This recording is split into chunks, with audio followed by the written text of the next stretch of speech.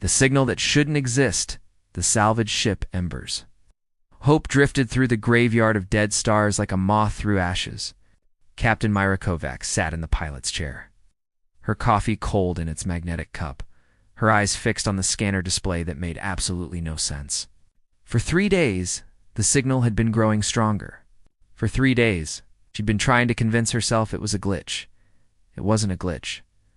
The signal pulsed in patterns no natural phenomenon could produce. It wasn't syndicate code.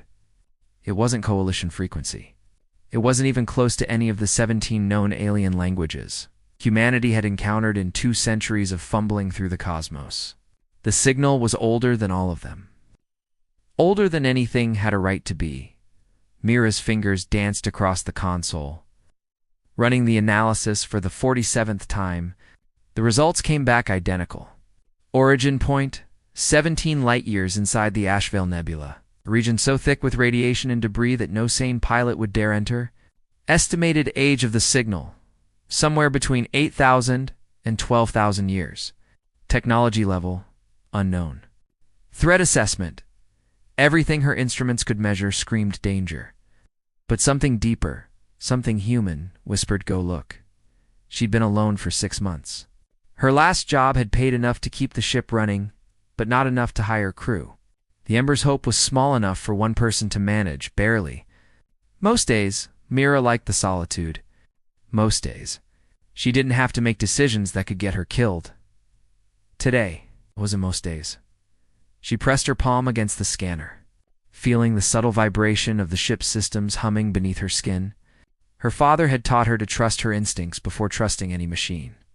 He'd been a salvager, too, before the accident.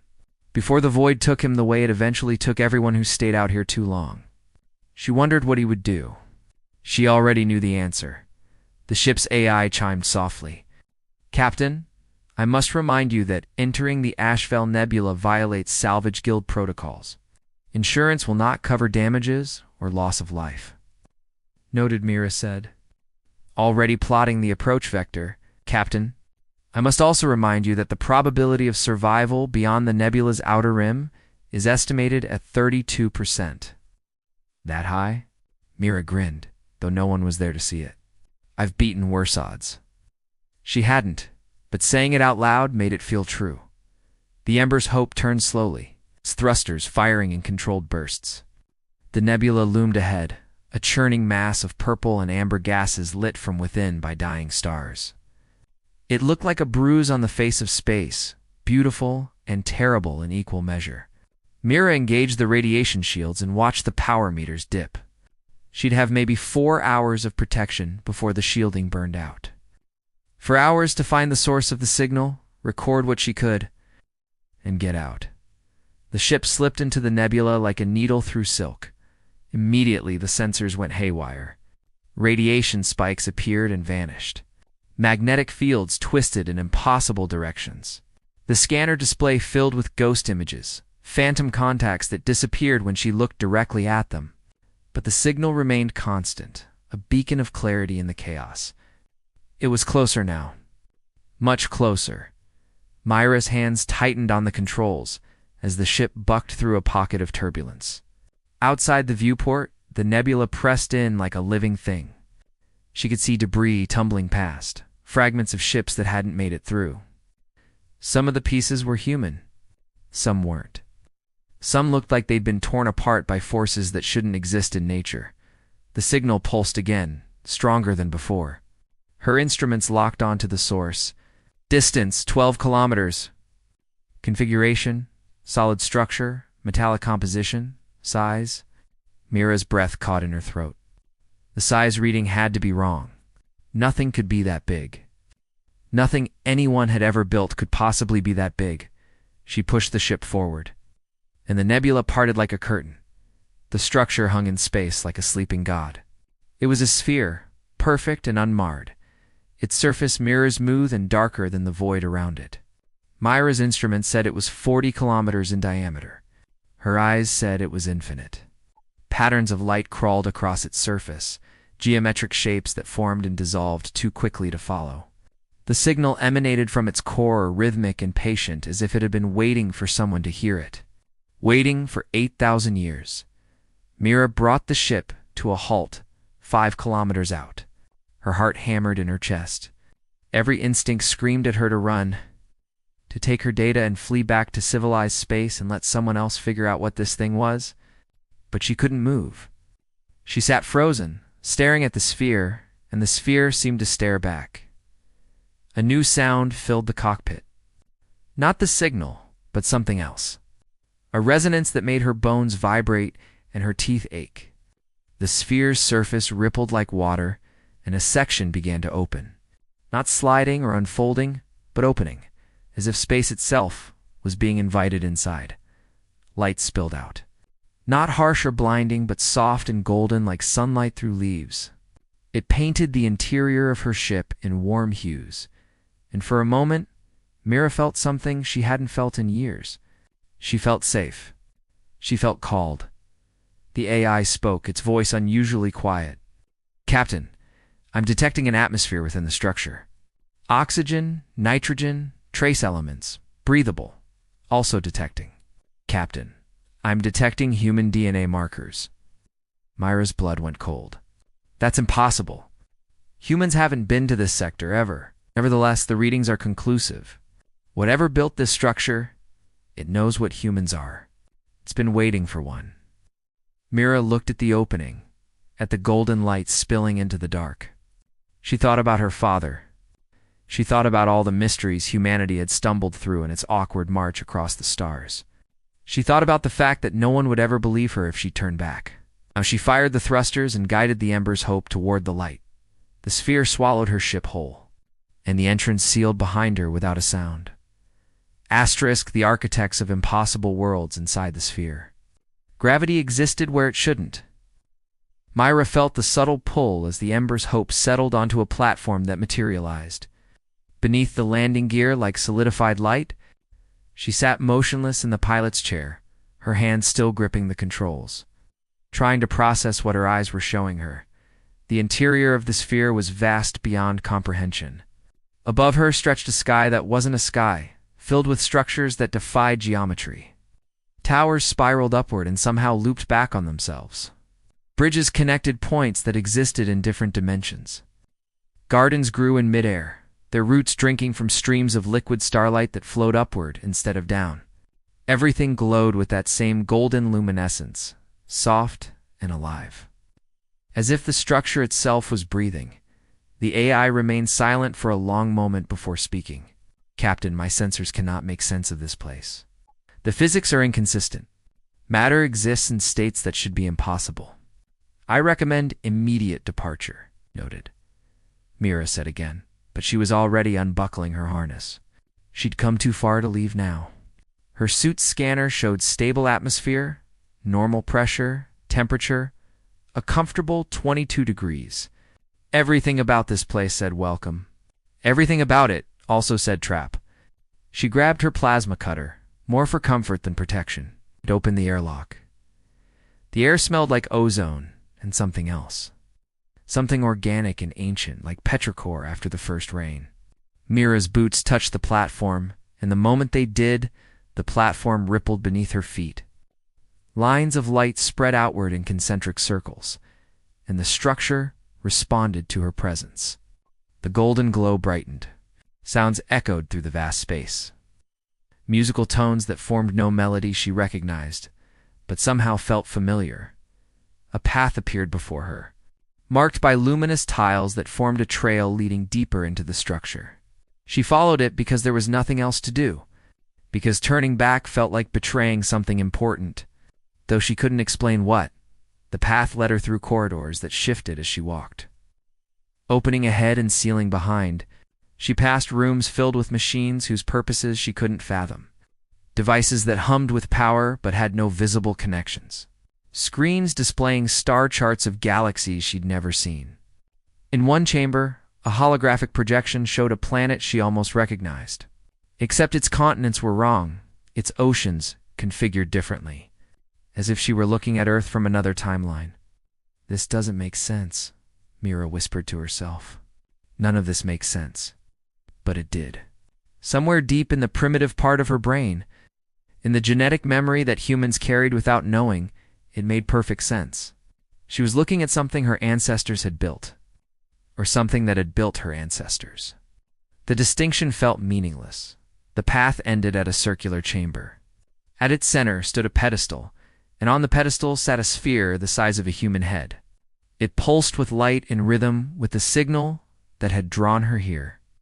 Mira approached slowly, her hand hovering over the plasma cutter's grip.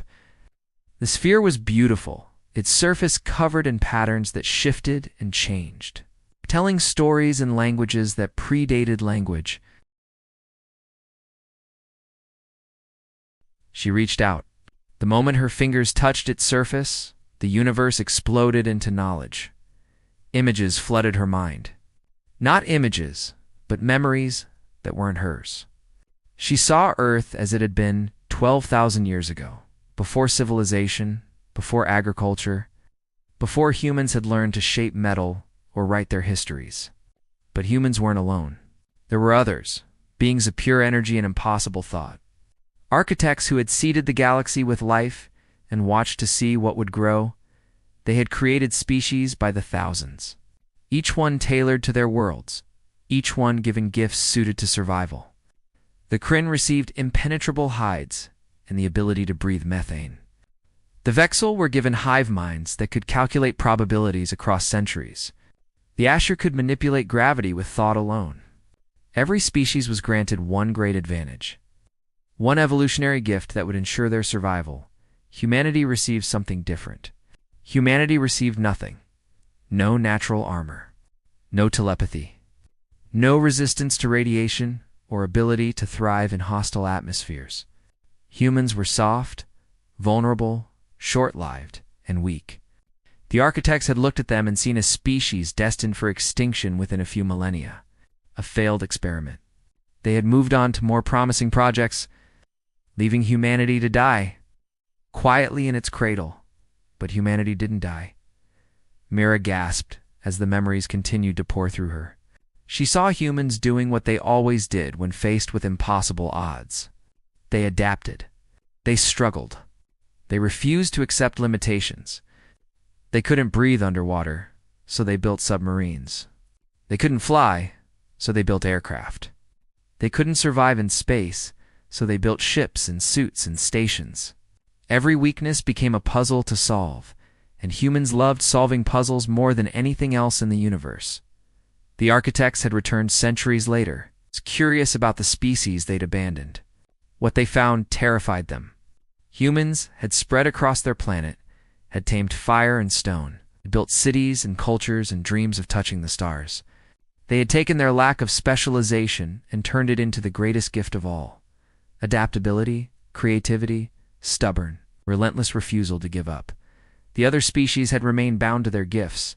The Kryn never evolved beyond their methane worlds.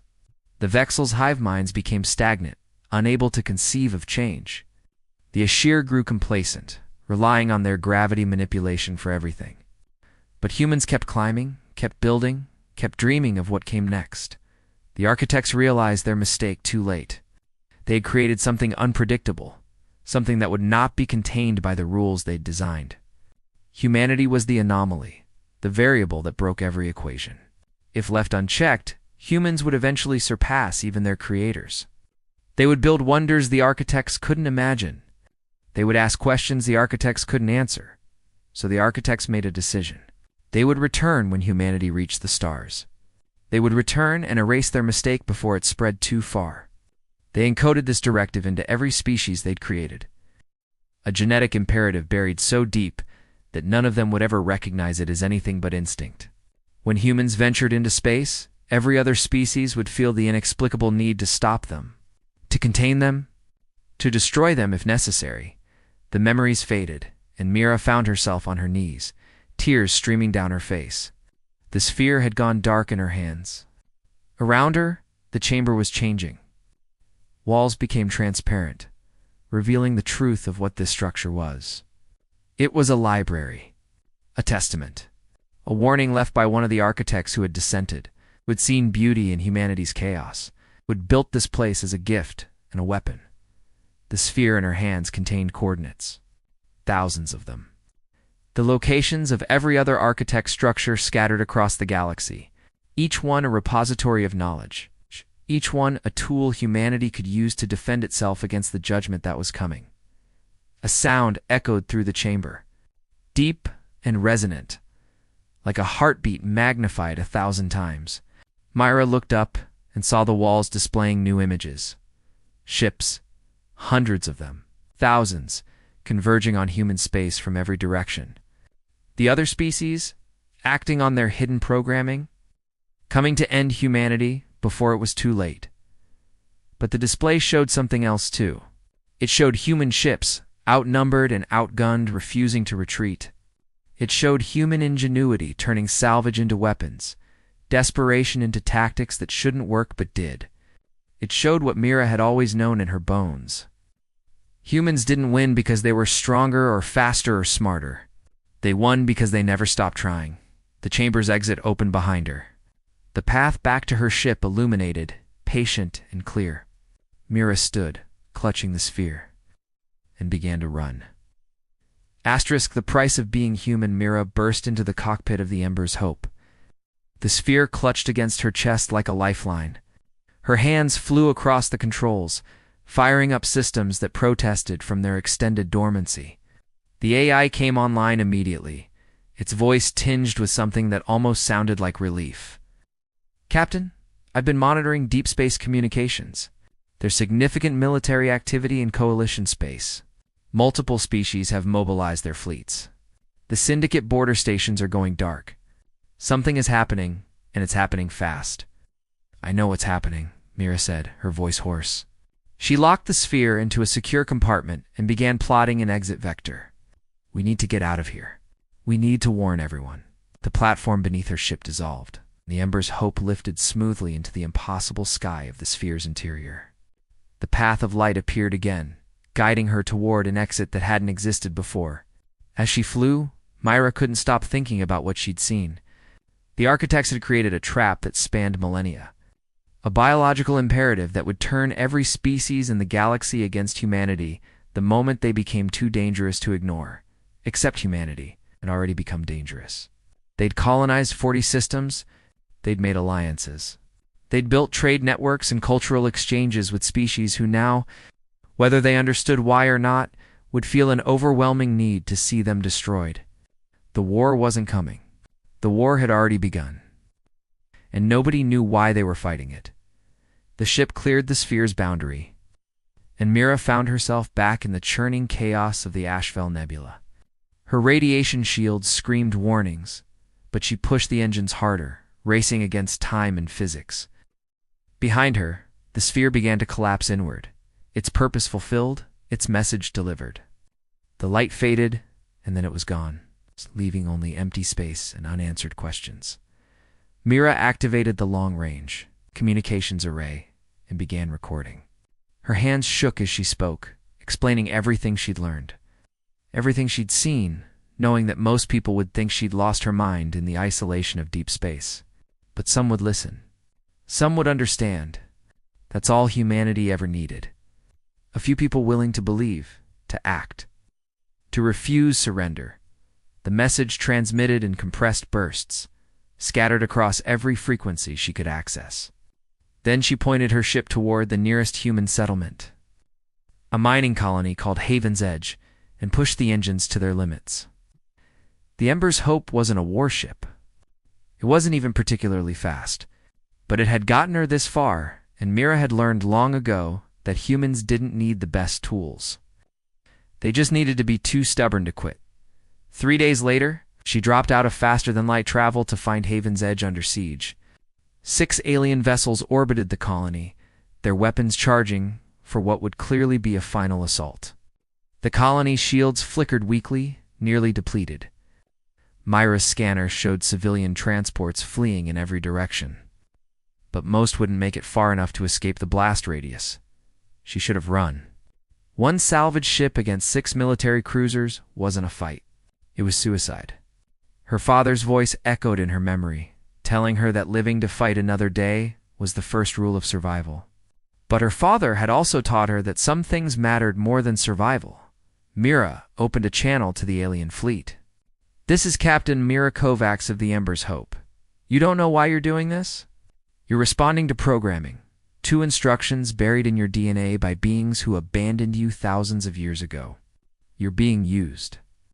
The response came in harsh, clipped syllables from the Kryn commander. We know what humans are. We know what you'll become. You are the corruption. You are the chaos that threatens order. You must be contained. We're not a threat, Mira said, even as she activated every system her ship had. We're just survivors, like you. We're just trying to live, like every species in this galaxy.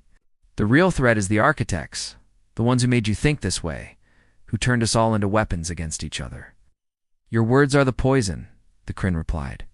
Your adaptability is the disease. You must be Mira. Cut the transmission and activated the sphere. The coordinates flooded her ship's computer, thousands of locations across known space and beyond. She transmitted all of them on an open channel, broadcasting to every ship in the system, human and alien alike. Then she added her own message. The architects left weapons behind, tools to help or destroy, depending on who finds them first. These coordinates are yours now, all of you. Human, Kryn, Vexel, everyone. Go find them. Learn what I learned. Understand what we're all really fighting against. Or ignore it and keep killing each other while the architects watch us fail. Your choice. The alien fleet hesitated. Mira could see their formation wavering, commanders likely arguing with each other, trying to process information that contradicted the instincts screaming in their minds. She used that hesitation to do what humans did best. She improvised. The Ember's Hope wasn't armed, but it had mining lasers and a plasma cutter designed for salvage work. Mira overloaded both systems, targeting not the alien ships but the debris field between them and the colony. Chunks of destroyed vessels, fragments of asteroids, clouds of frozen gas, all of it began to superheat and expand. She created a wall of fire and shrapnel, buying the civilian transports precious seconds to escape. One of the alien cruisers fired on her. The shot went wide. Whether from hesitation or poor targeting, Mira couldn't tell. She didn't fire back. Instead, she transmitted the coordinates again, this time including detailed images from her memory of what the architect's sphere had shown her. The truth about their creation. The truth about the trap they'd all been placed in. We're all experiments, she broadcast. All of us. The difference is, humans learn to experiment back. We learn to ask questions. We learn to choose our own purposes. You can too. You can break free of the programming. You just have to want to. Another cruiser fired. This time, the shot struck her port engine, and the Ember's Hope shuddered violently. Alarms blared across every system. The AI reported catastrophic damage, failing shields, life support compromised. Mira kept transmitting, kept talking, kept believing that words could matter.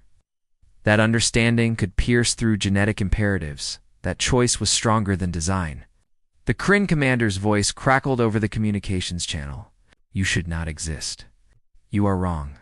You are impossible. You are human, Mira finished. I'm human. And yeah, we're impossible. We shouldn't have survived on a planet that wanted us dead. We shouldn't have reached the stars with technology held together by hope and duct tape. We shouldn't be able to stand here against 6 warships with nothing but a salvage vessel and a stubborn refusal to die quietly. But here we are. Still existing. Still impossible. Still choosing to believe in something better. The Kryn cruiser powered down its weapons. Then another. Then another. The fleet hung in space, caught between programming and doubt, instinct and reason. The architect's design and their own emerging choice. In that moment of hesitation, the civilian transports cleared the blast radius. The colony's shields stabilized. Human defense ships arrived from the outer system, weapons ready but holding fire. Mira's ship was dying around her, the cockpit filled with smoke and sparks. But through the viewport she could see the alien fleet beginning to withdraw, not retreating in defeat but pulling back in confusion, their commanders grappling with questions they'd never thought to ask. The war hadn't ended. The threat hadn't vanished. But something had changed.